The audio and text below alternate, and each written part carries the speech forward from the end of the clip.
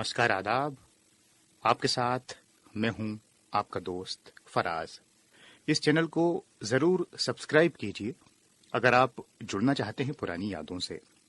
और पुरानी यादों में आज आपको लिए जा रहे हैं 1960 में फिल्म है काला बाजार।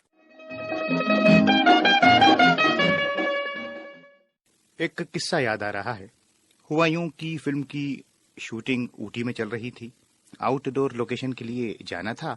यूनिट पहले ही पहुंच चुकी थी जिसमें विजय आनंद यानी गोल्डी साहब शामिल थे। उन्होंने इस फिल्म को डायरेक्ट किया। Music SG. बर्मन का और गीत शैलेंद्र साहब के। तो हुआ यूं कि फिल्म की एक्ट्रेस वहीदा जी, देव साहब और वहीदा जी की बहन और उनकी हेयर ड्रेसर, ये लोग होटल से शूटिंग के लिए निकले कार में। यूनिट तो पहले ही पहुंच चुकी थी। कार के जरिए पहाड़ी का रास्ता तय करना था। देव साहब ने कार चलाना शुरू की। हर तरफ फॉग ही फॉग, जो अक्सर हिल स्टेशंस पर होता है। देव साहब ने वहीदा जी से कहा कि फॉग कुछ ज्यादा है। वहीदा जी ने कहा, आप सही फरमा रहे हैं। तो देव साहब ने कहा, मुझे कुछ दिखाई नहीं दे रहा। वहीदा जी ने कहा, फॉग जरूर है लेकिन ऐसा भी नहीं कि कुछ दिखाई ना दे। उस पर देव साहब ने कहा, दरअसल मैं अपना चश्मा होटल के रूम में भूल आया हूँ। वहीदा जी ने कहा, आपको चश्मा लगा है? देव साहब ने कहा, जी।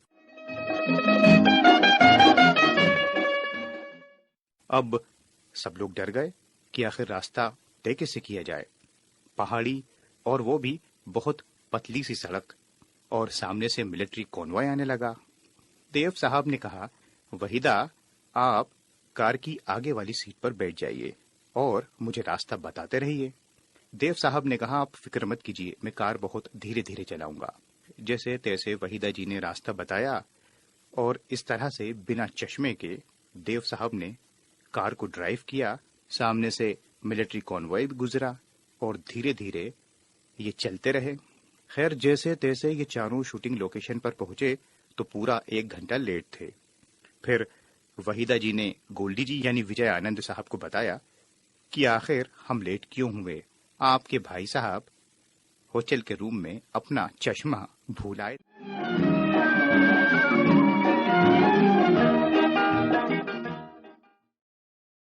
नमस्कार, आदाब, बहुत स्वागत है, इस्तकबाल है आप सभी का इस चैनल पर a journey with Faraz Fayyaz. इस सफर में आपका हम सफर हूं मैं फराज।